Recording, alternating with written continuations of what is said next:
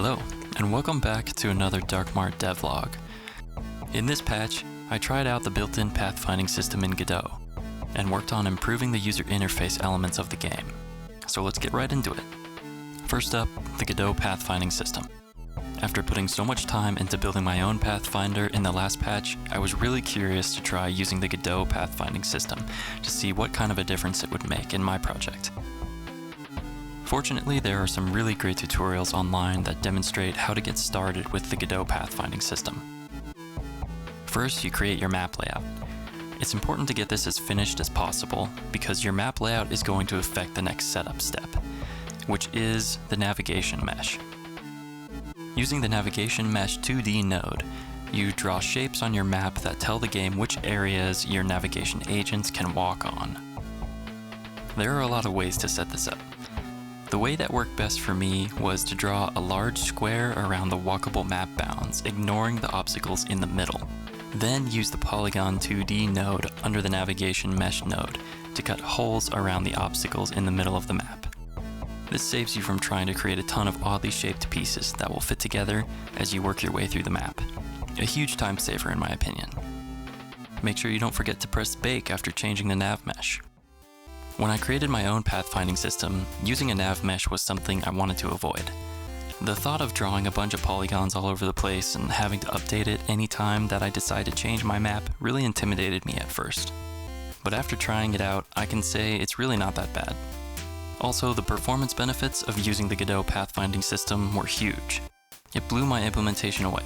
With my homemade pathfinding solution, I was struggling to get even 50 enemies on the map without issues.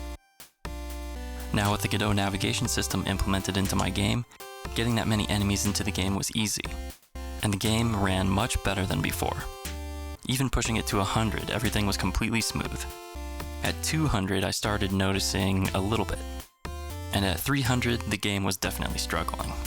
However, using the Godot profiler seemed to indicate that the navigation was no longer the bottleneck. Instead, code that I had running in the physics process and the physics 2D appear to be the largest portion of execution time now. I'll have to do more work to track down this new bottleneck and figure out how I can continue to improve efficiency.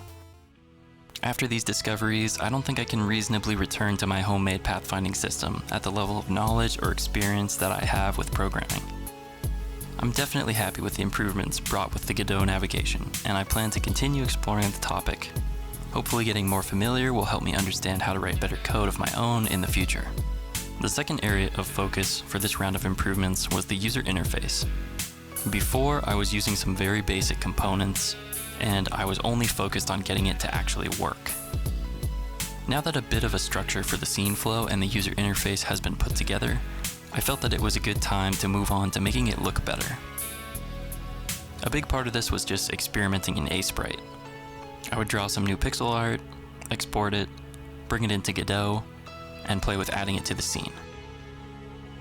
Some really essential control nodes for my user interface setup were the VBox and HBox containers, margin containers, panel containers, and buttons. The buttons handle the interaction from the player and calling of functions to move from scene to scene or handle shopping and spending skill points. While researching about how to work with user interfaces in Godot, I learned about themes.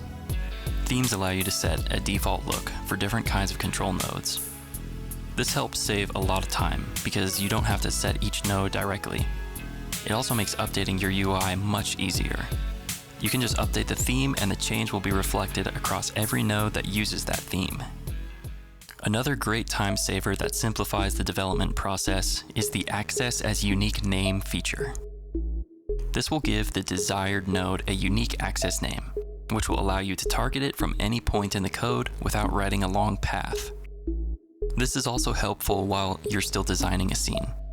If you decide to move nodes around to restructure the scene, a unique name will allow you to keep your node references in your script. If you were using the direct path in the script, you'll have to redo the references each time that you move things around. So definitely consider giving these unique names a try. Those are the changes for this patch of Mart. I just want to take a quick moment to say thank you to everyone who has watched my devlog updates and all the support and help I've received from the gaming community so far. I'm starting to get really close to reaching 100 subscribers, so if you enjoyed this video and feel like helping out an indie developer on their journey to create a better game, I'd really appreciate it if you could subscribe. As always, thank you so much for watching, and I'll see you next time.